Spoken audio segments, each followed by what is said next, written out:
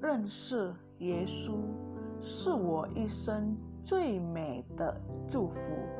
我要称颂耶和华，称颂他的圣名。Mengenal Yesus adalah berkat terindah seumur hidupku. Aku mau memuji Tuhan, memuji namanya yang kudus.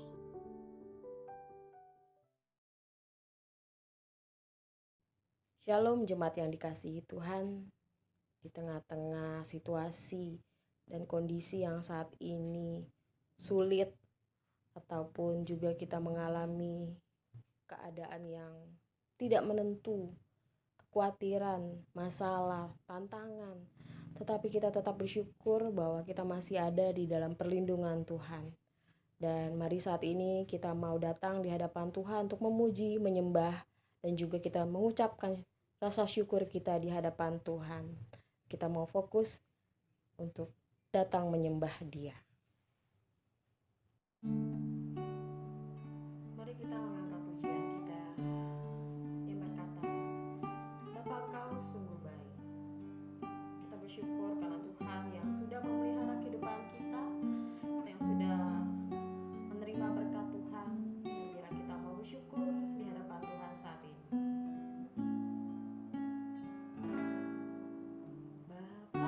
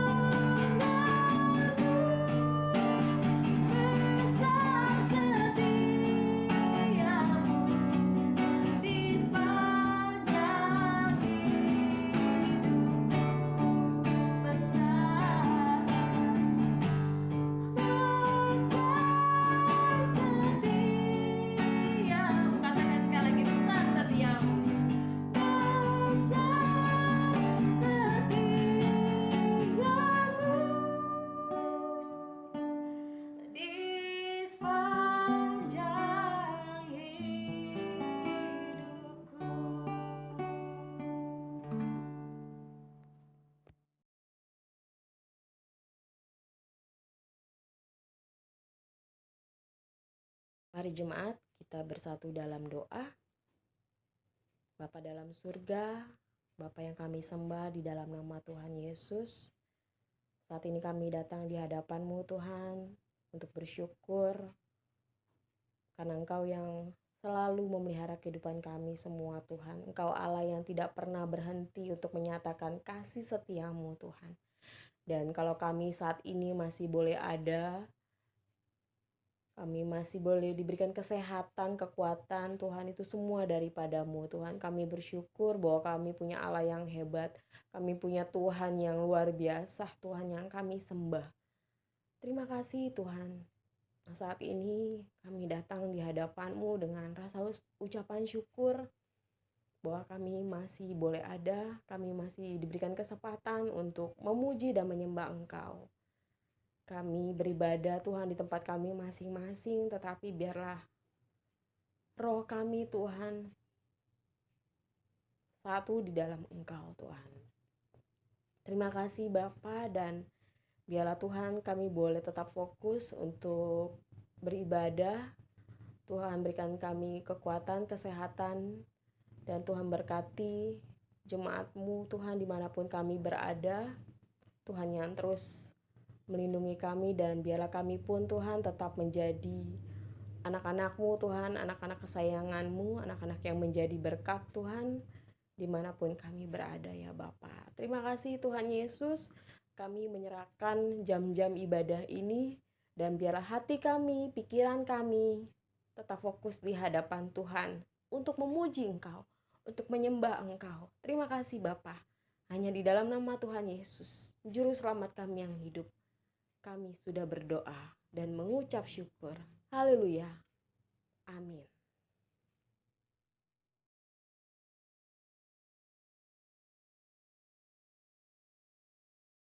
Mari kita melanjutkan pujian kita berikutnya.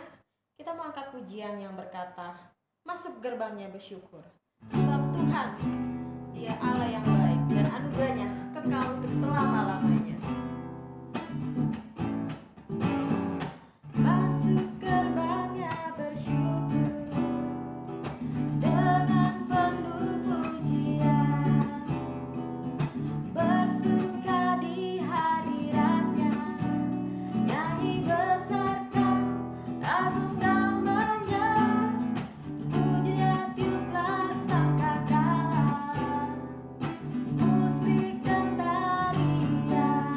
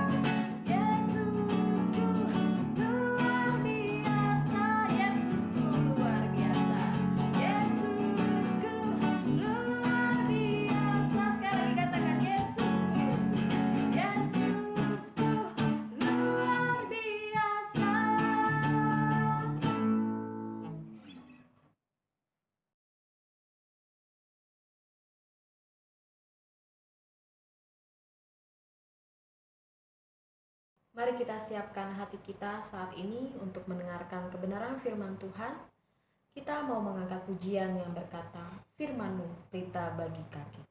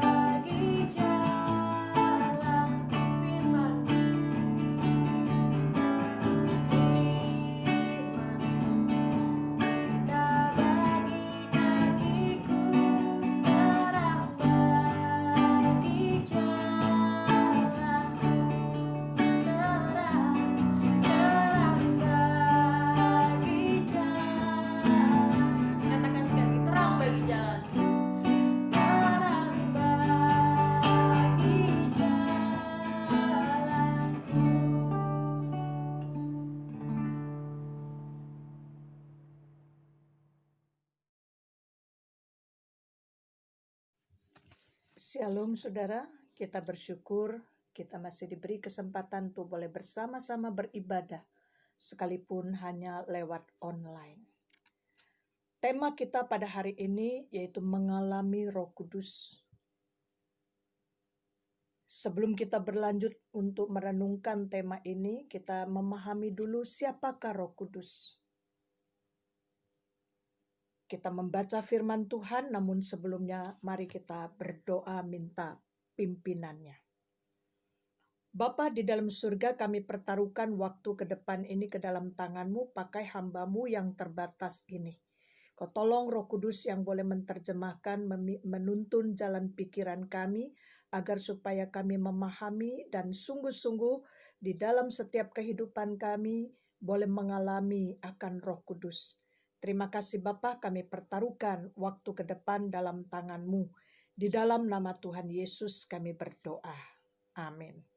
Saudara, kita akan ambil dari bagian firman Tuhan, Injil Yohanes pasal 14 ayat 15 sampai 26. Namun untuk menyingkat waktu, saya tidak akan membaca bagian perikop ini. Siapakah Roh Kudus? Di dalam Injil Yohanes 14 dalam perikop ini kita melihat bahwa di situ dikatakan Roh Kudus adalah penolong, ayat 16. Yang menyertai kita selama-lamanya. Ayat 17 juga dikatakan Roh kebenaran. menyertai kita dan akan diam di dalam kita. Apabila Ia datang, yaitu Roh kebenaran, Dia akan memimpin kamu ke dalam seluruh kebenaran. Ditegaskan lagi di dalam ayat 13 dari Yohanes 16. Bahkan di dalam ayat 26 dikatakan Roh penghibur yang akan mengajarkan segala sesuatu kepadamu dan akan mengingatkan kamu akan semua yang telah kukatakan kepadamu. Saudaraku yang kekasih, Roh Kudus adalah Allah sendiri, pribadi ketiga Allah Tritunggal, yang paling dekat dengan kita, karena semenjak kita percaya dan menerima Yesus sebagai Juru Selamat, kita diberikan hak menjadi anaknya. Kita boleh mengenalnya, Roh Kudus tinggal di dalam kita. Kata penolong dan penghibur menandakan akan kehadiran Kristus yang terus-menerus dengan kita. Penyertaannya abadi dengan kita. Kristus tidak pernah menjanjikan kepada kita kehidupan yang serba senang, yang tanpa kesulitan. Yang dijanjikannya adalah kehadirannya selalu dengan kita, baik pada waktu senang maupun pada waktu-waktu sulit. Seperti Ibrani 13 ayat 5 mengatakan, aku sekali-kali tidak akan membiarkan engkau dan aku sekali-kali tidak akan meninggalkan engkau. Kehadirannya itulah janjinya kepada kita, dan Roh Kudus adalah penggenapan dari penyertaan abadinya kepada kita. Tanpa Roh Kudus, hubungan kita dengan Allah Bapa tidaklah mungkin terjalin. Roh Kudus adalah jembatan kita untuk menghampiri Yesus Kristus dan Allah Bapa. Roh Kudus adalah satu-satunya alat komunikasi kita dalam perjalanan menghampiri Allah. Kristus telah berkata, adalah lebih berguna bagi kamu jika aku pergi. Sebab jikalau aku tidak pergi, penghibur itu tidak akan datang kepadamu. Tetapi jikalau aku pergi, aku akan mengutus dia kepadamu. Jelas saudara, Roh Kudus adalah penolong kita. Roh Kudus adalah yang menyertai kita. Roh Kudus adalah roh kebenaran yang akan memimpin kita ke dalam seluruh kebenaran. Roh Kudus akan menghibur kita, yang mengajarkan segala sesuatu dan mengingatkan kita seperti yang Tuhan katakan. Saudara, sekarang bagaimana kita bisa mengalami Roh Kudus? Yang pertama, ada 3 hal saya uraikan di sini. Yang pertama, harus merindukan Roh Kudus. Merindukan Roh Kudus seperti yang digambarkan pemazmur dalam Mazmur 42 ayat kedua, bukan rindu biasa, tetapi disertai keinginan yang mendesak, melihat kekurangan, kebutuhan diri sendiri, tahu ketidakmampuan diri sendiri, dan sadar hanya Dia, Roh Kudus, yang dapat melengkapi, mencukupi, memberikan, memampukan, dan memuaskan kita.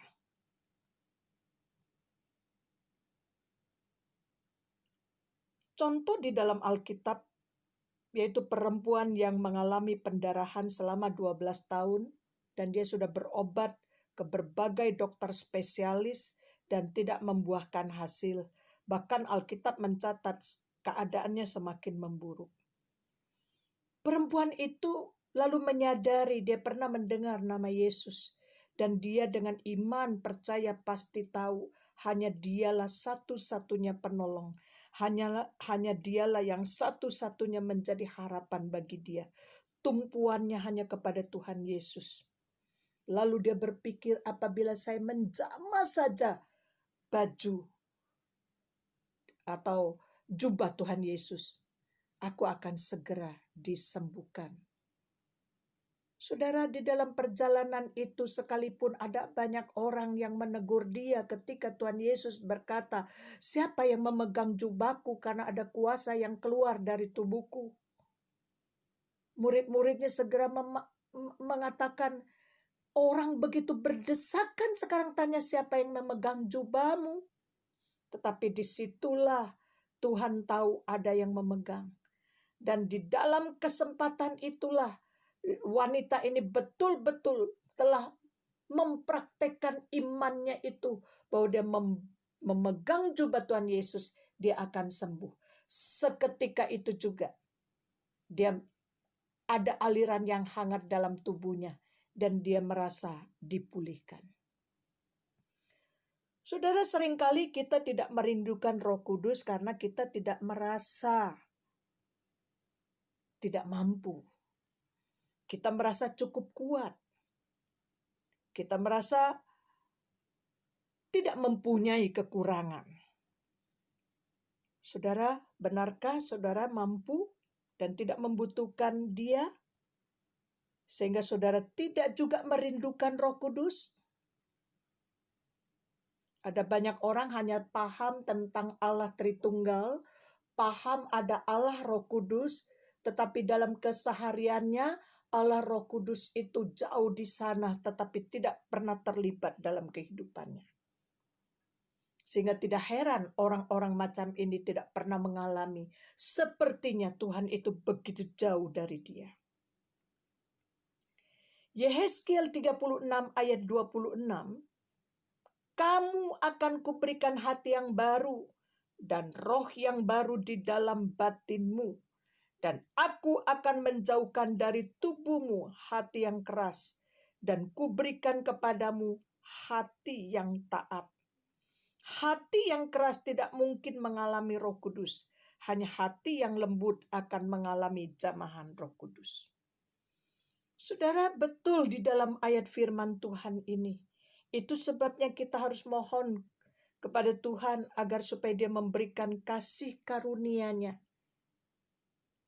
agar hati kita dilembutkan. Ketika hati kita dilembutkan, kita mudah menerima dan memiliki penundukan hati. Mengalami Roh Kudus harus diawali dengan merindukan Roh Kudus dengan sungguh-sungguh. Yang kedua, harus bersandar kepada Roh Kudus, bukan kepada yang lain. Zakaria 4 ayat 6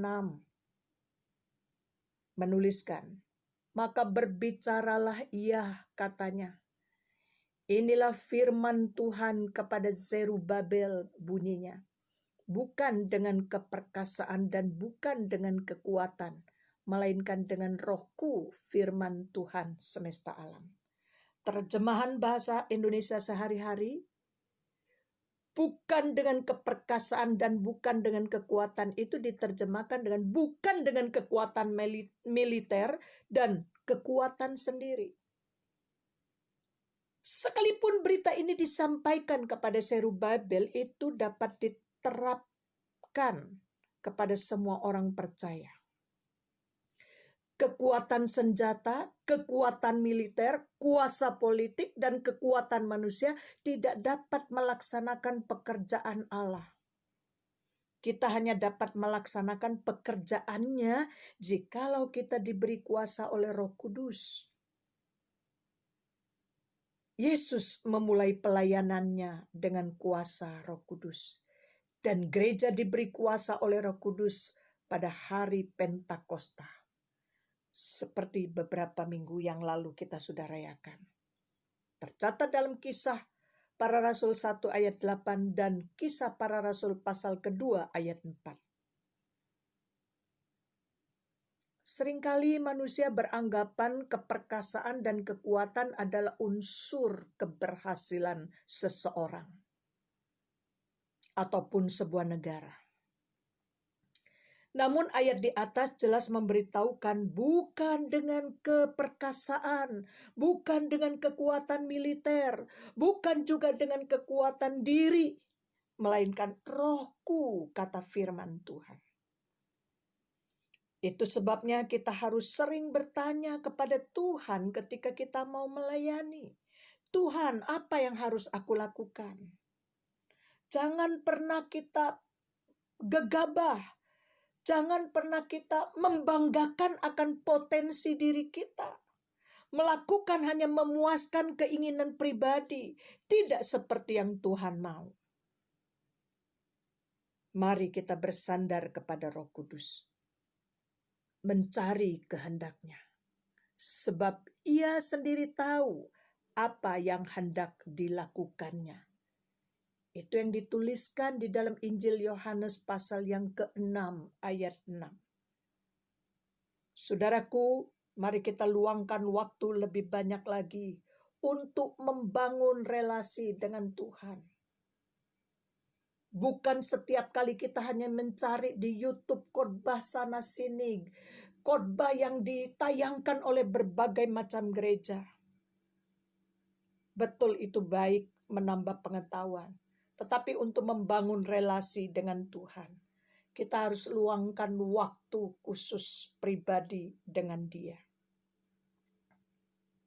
Bagaimana kita bisa mengalami Roh Kudus? Yang ketiga, harus mentaati Roh Kudus. Itu juga dicatat di dalam Injil Yohanes pasal 14 ayat 21 dan 23. Saudara nanti mesti baca nih bagian Injil Yohanes 14 ayat 15 sampai 26. Saudara, di dalam Kisah Para Rasul pasal 5 ayat 32, di situ dicatat, dan kami adalah saksi dari segala sesuatu itu. Kami dan Roh Kudus yang dikaruniakan Allah kepada semua orang yang mentaati Dia. Saudara, kuncinya adalah pada kata taat. Taat kepada gerakan dan pimpinan Roh Kudus. Itu sangat penting. Apabila tidak ada ketaatan yang benar kepada Kristus, atau usaha yang sungguh-sungguh untuk mencari kebenaran kerajaan Allah, maka setiap pengakuan dipenuhi oleh Roh Kudus tidak sah, saudara. Pentakosta atau pencurahan Roh Kudus tanpa ketuhanan Kristus itu mustahil.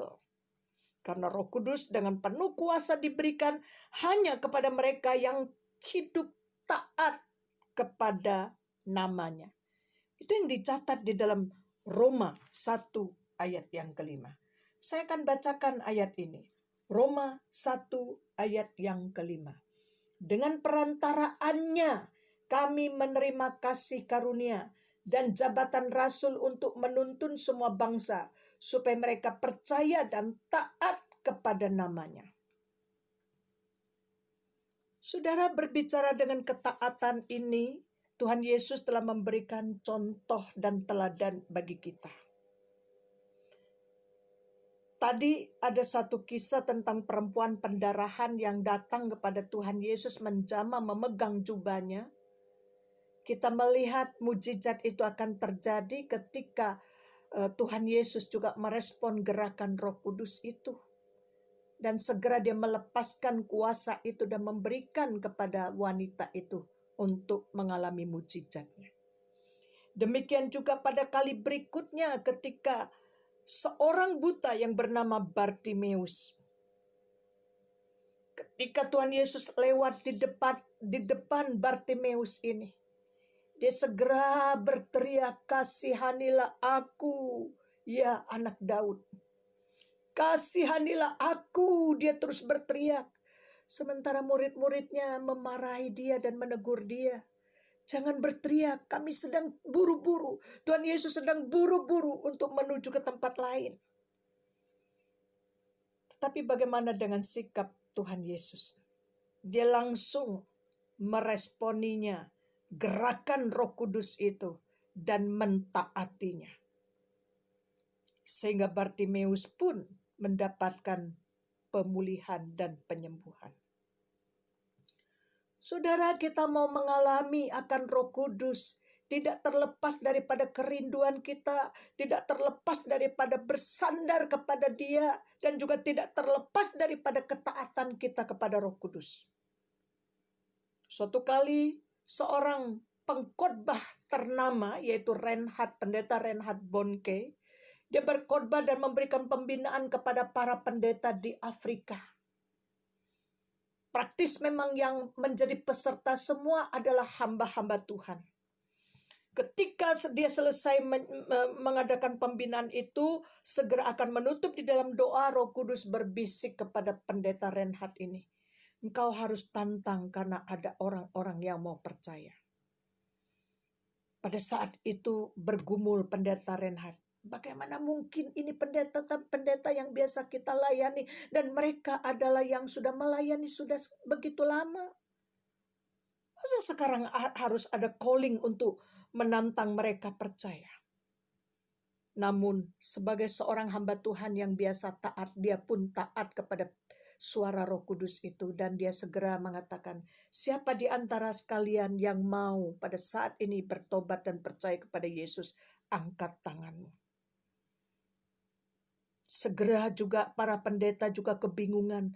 Kenapa pendeta Reinhard ini mengatakan untuk menantang orang bertobat? Bukankah kita semua ini hamba Tuhan? Tapi ketika pendeta Reinhard untuk mengajak mereka yang mengacungkan tangan untuk berdiri dan juga maju ke depan, mereka tercengang karena ada 17 orang yang maju ke depan, dan ternyata itu adalah pelayan hotel yang sedang melayani mereka. Suatu hal yang sangat jelas, bukan saudara? Kadang-kadang pimpinan Roh Kudus di luar akan pikiran manusia. Kadang-kadang yang tidak terduga bisa terjadi. Itu sebabnya di dalam kehidupan kita pun demikian. Saya sering kali mengatakan iman itu seperti kita sedang ingin memasuki sebuah gedung dengan pintu otomatis. Apabila kita tidak maju ke depan pintu itu selalu akan tetap tertutup. Tetapi apabila kita dengan maju ke depan pintu itu akan terbuka. Sama halnya dengan saat ini, ketika kita ingin mengalami akan Roh Kudus, mari kita juga mempunyai ketaatan kepada gerakan Roh Kudus itu sendiri. Saudaraku yang kekasih, kita bersyukur. Mari kita pastikan diri kita sebagai anak-anaknya. Dan pastikan bahwa Roh Kudus diam di dalam kehidupan kita. Dan pastikan kita akan mengalami Roh Kudus itu di dalam kehidupan kita. Itu sebabnya setiap hari kita periksa diri. Adakah kita terus merindukan akan kehadiran Roh Kudus? Adakah kita percaya dan bersandar terus kepada Roh Kudus? Adakah kita taat kepada pimpinannya? Untuk mengakhiri akan khotbah pada hari ini, saya akan membaca di dalam Injil Yohanes 7 ayat 37 sampai 38 yang berbunyi demikian. Dan pada hari terakhir, yaitu pada puncak perayaan itu, Yesus berdiri dan berseru, barang siapa haus, baiklah ia datang kepadaku dan minum. Barang siapa percaya kepadaku, seperti yang dikatakan oleh kitab suci, dari dalam hatinya akan mengalir aliran-aliran air hidup.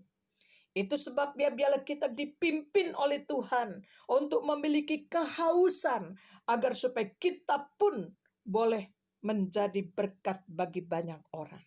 Tuhan memberkati. Kita berdoa.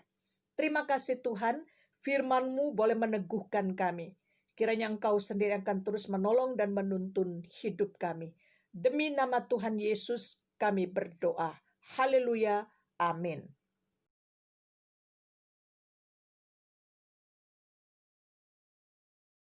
Bapa dalam surga, saat ini kami datang di hadapan-Mu untuk menaikkan doa-doa syafaat kami. Kami bersyukur Tuhan untuk pemeliharaan, untuk penyertaan yang Tuhan sudah berikan bagi setiap kami dan keluarga kami Tuhan. Kami berterima kasih untuk kekuatan, terima kasih untuk kesehatan yang Tuhan berikan, untuk kebutuhan yang Tuhan cukupi bagi setiap kami dan keluarga kami. Bapa, kami saat ini berdoa buat gereja kami, mulai dari anak-anak sekolah minggu, remaja, pemuda, dewasa maupun lansia Tuhan. Kiranya Tuhan yang memberkati anak-anak-Mu yang masih studi, kuliah. Kiranya Tuhan berikan mereka hikmat kebijaksanaan di dalam studi mereka, dan mereka juga boleh semakin bersemangat Tuhan. Bahkan Tuhan di dalam masa-masa ini mereka harus belajar dari rumah. Kiranya juga Tuhan terus berikan sukacita di dalam kehidupan mereka. Kami berdoa buat anak-anak, remaja, pemuda, mereka juga yang masih sekolah, ataupun mereka yang sudah bekerja, ataupun berusaha, maupun yang mencari pekerjaan. Tuhan yang terus memberkati setiap anak-anak mudamu Tuhan di GGPHK. Kiranya juga Tuhan memberkati di dalam masa-masa COVID-19 ini, mereka yang mungkin juga mengalami kesulitan di dalam pekerjaan Tuhan, atau mungkin ada beberapa dari anak-anakmu Tuhan yang harus mengalami pemotongan gaji, ataupun juga Tuhan yang mengalami masalah perekonomian. Kiranya juga Tuhan yang memberkati, Tuhan yang mencukupi setiap kebutuhan anak-anakmu, bahkan mereka juga jemaat dewasa maupun yang lansia juga Tuhan, di dalam mungkin mereka juga mengalami kelemahan tubuh, mereka di dalam kesakitan. Bapa, kiranya Tuhan yang memberkati, Tuhan memulihkan setiap jemaatmu Tuhan yang lansia di dalam kelemahan tubuh. Kami percaya dan yakin bahwa mujizatmu masih berlaku Tuhan, dan biarlah Tuhan menyatakan kebesaran-Mu ya Bapa, dan Tuhan memulihkan, Tuhan memberikan kekuatan bagi setiap jemaat-Mu ya Bapa. Kami semua Tuhan, jemaat-Mu GGPHK, biarlah di dalam masalah yang ada Tuhan, kami tidak menjadi lemah, tetapi kami boleh semakin berpegang teguh kepada Engkau Tuhan, khususnya di masa-masa sulit ini Tuhan, oleh karena pandemik ini. Tetapi biarlah kami tidak menjadi lemah, dan Tuhan biarlah terus berikan kami kekuatan, sukacita, damai sejahtera bagi setiap kami, agar kami boleh menjalani hari-hari ke depan bersama dengan Engkau Tuhan. Terima kasih Bapa, dan biarlah kehidupan kami pun di tengah-tengah kesulitan ini kami boleh terus berbuah Tuhan, kami terus boleh menjadi berkat dimanapun kami berada, lewat perkataan kami, perbuatan kami ya Bapa. Terima kasih Tuhan. Kami juga berdoa buat bangsa kami, bangsa Indonesia. Kami berdoa mulai dari pemerintahan kami, Bapak Presiden, Wakil Presiden, setiap jajaran menteri yang ada. Biarlah Tuhan berikan hikmat kebijaksanaan bagi mereka dalam memimpin bangsa Indonesia ini ya Bapa, khususnya juga di dalam penanggulangan masalah COVID-19 yang belum selesai Tuhan, yang membuat setiap bangsa Indonesia juga khawatir. Dan biarlah Tuhan juga berikan hikmat kebijaksanaan bagi tim medis Tuhan yang menangani masalah ini, memberikan mereka semangat juga Tuhan di dalam menangani para pasien yang terjangkit penyakit COVID-19 ini. Tuhan juga memberkati keluarga yang harus mereka tinggalkan untuk menjaga para pasien yang ada ya Bapa. Tuhan juga memberkati setiap pasien COVID-19 ini Bapa, yang mereka harus dirawat ataupun mungkin yang harus menjalani karantina sendiri Tuhan. Biarlah Tuhan juga yang memberkati mereka, dan biarlah mereka boleh sembuh Tuhan dari penyakit ini, dan biarlah Tuhan juga yang memberikan mereka sukacita Tuhan di dalam hati mereka ya Bapa. Tuhan, dengan penerapan new normal ini Tuhan di Indonesia, biarlah kami boleh beradaptasi dengan baik Tuhan. Tuhan juga yang memberkati bangsa Indonesia ini ya Bapa, berikan kami kekuatan Tuhan, khususnya setiap anak-anak-Mu Tuhan yang ada di Indonesia ini ya Bapa. Kami tetap menjadi berkat, kami tetap menjadi terang-Mu Tuhan di tengah-tengah bangsa ini. Kami berdoa Tuhan untuk pengabaran Injil yang ada di Indonesia Tuhan. Berkati setiap media-media yang dipakai, media cetak, media elektronik, melalui buku-buku, lagu-lagu rohani Tuhan memberkati. Kami juga berdoa para misionaris Tuhan yang melayani Tuhan pengabaran Injil ini sampai ke pelosok-pelosok daerah yang ada. Tuhan memberikan mereka juga sukacita Tuhan, memberkati keluarga mereka juga Tuhan. Tuhan mencukupi segala kebutuhan mereka ya Bapa. Tuhan memberkati lembaga misi yang ada, dan Tuhan yang terus memakai setiap media-media yang dipakai di dalam pengabaran Injil ini Tuhan. Terima kasih Bapa dalam surga. Kami menyerahkan Tuhan setiap jemaat-Mu sekali lagi dalam tangan-Mu.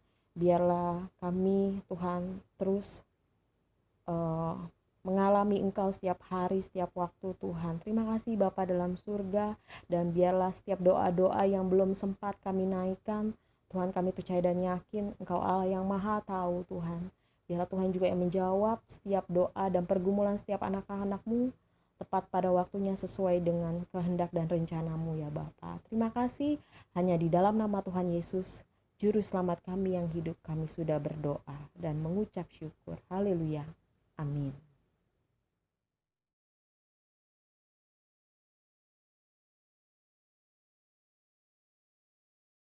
Mari Bapak Ibu Jemaat yang dikasihi Tuhan, saat ini kita akan mengikrarkan pengakuan iman rasuli.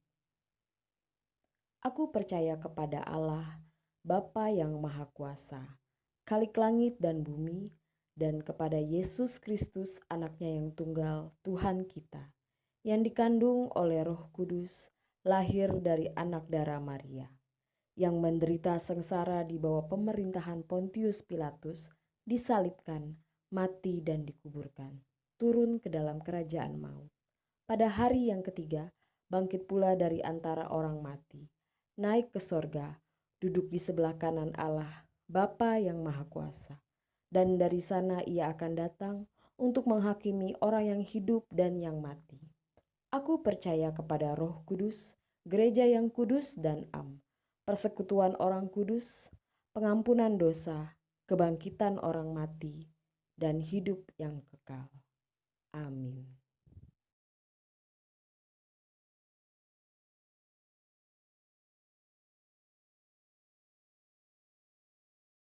Mari kita mengakhiri ibadah kita pada hari ini. Pujian yang berkata, dalam Yesus. Dan biarlah kekuatan dari Tuhan yang memampukan kita untuk menjalani hari-hari ke depan dan menghadapi persoalan hidup kita. Kita percaya dan yakin Tuhan yang selalu beserta dengan kita semua.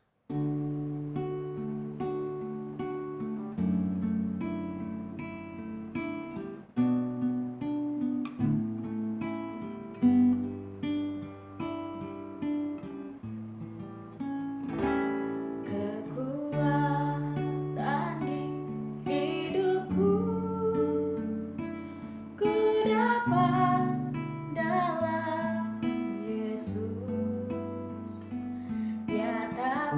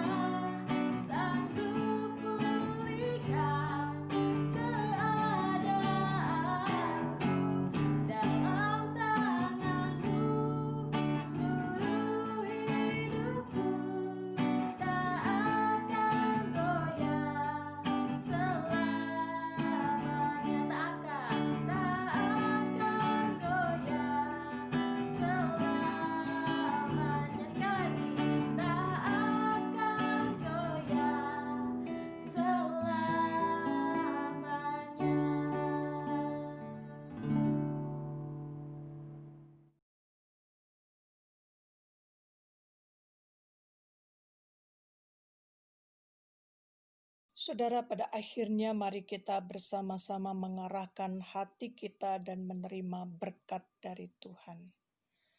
Semoga Allah damai sejahtera menguduskan kamu seluruhnya, dan semoga roh, jiwa, dan tubuhmu terpelihara sempurna dengan tak bercacat pada kedatangan Yesus Kristus Tuhan kita.